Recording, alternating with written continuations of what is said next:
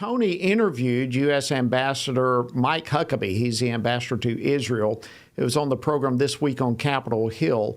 And I want you to see a part of this conversation right now. It's absolutely fascinating. Here's how Tony got that conversation started.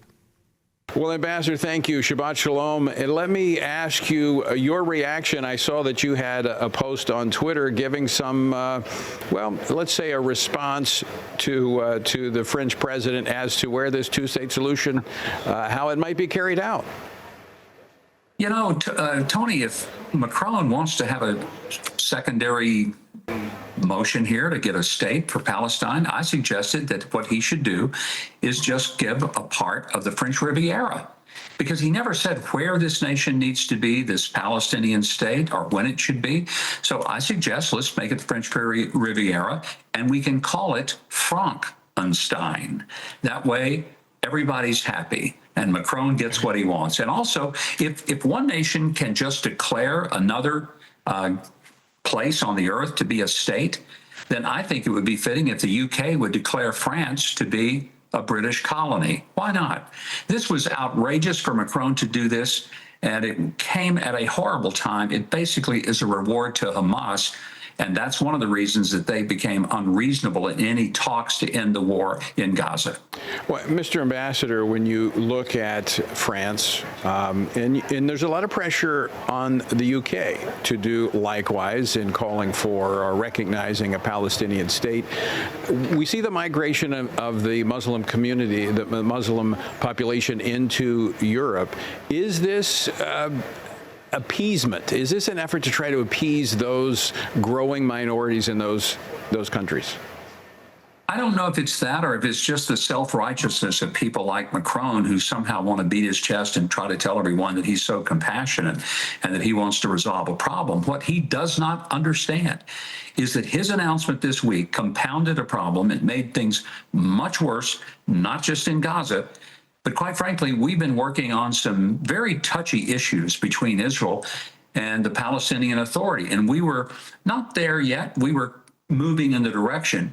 And what he did this week blew it all off the table. We're back to ground zero, and it's a real setback. And honestly, it was an unforced error on the part of Macron, and an unfortunate one. Ambassador Huckabee, before we get to Syria, I want to ask you about the Knesset voting this week on a non-binding resolution, but a statement nonetheless about declaring or recognizing the sovereignty over Judea and Samaria. Once again, when Europe and other areas of the world decide they're going to start telling Israel that it's got to let Hamas stay in Gaza, or that it's going to declare unilaterally a Palestinian state, the reaction in Israel is not to surrender. The reaction in Israel is to say, okay, you want to do that? Then here's what we're going to do. And what happened to the Knesset this week was a message that should be understood not only in the Palestinian Authority, who were pushing some of these European nations to take this position, but it ought to be a message to the Europeans that when you go out there and you start pushing Israel to surrender, their response is going to be the same any decent country would be. It's to bow up and say, oh, no, we're not. We'll just get stronger, tougher, and we'll dig in. That's what happened this week. All right, let's move on to Syria, north of you, where Israeli and Syrian officials met in Paris for U.S.-facilitated talks aimed at de-escalating the tensions there, where Israel has been moving on behalf of Druze and Christians in the southern part of Syria that have been under attack by government forces. Give us the latest. There is, at least for now, somewhat of a ceasefire. It's delicate and fragile. I'll be the first to admit that. But I do think there's been significant progress over the past 3 days. There were many massacres of Druze early in the week, and it was just horrible and tragic. I had a meeting with the head Druze sheikh in my office at the embassy on Tuesday.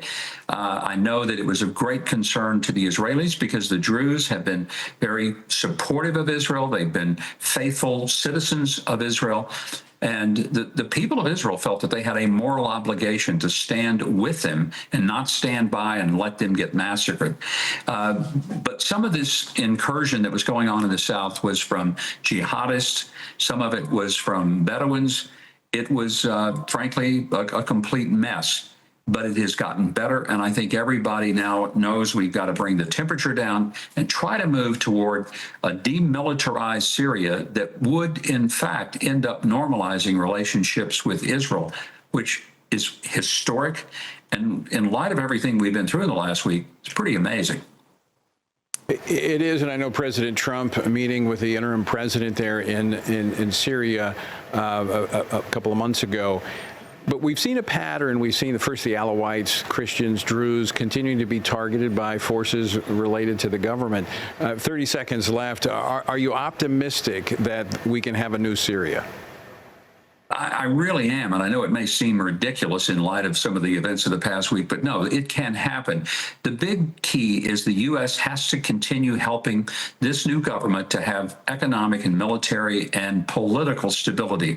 And if we do that and can keep some of these bad actors from disrupting the whole process, we can absolutely get there. And it could be, as crazy as this sounds, Syria being the next member part of the Abraham Accords. Well, we'll pray to that end. Ambassador Huckabee, thanks for joining us. Well, that was part of Tony's conversation with U.S. Ambassador to Israel, Mike Huckabee, for his weekend program this week on Capitol Hill. By the way, you can catch the entire interview if you have FRC's Stand Firm app. I strongly urge you, if you don't have that app, to get it. Fascinating interview.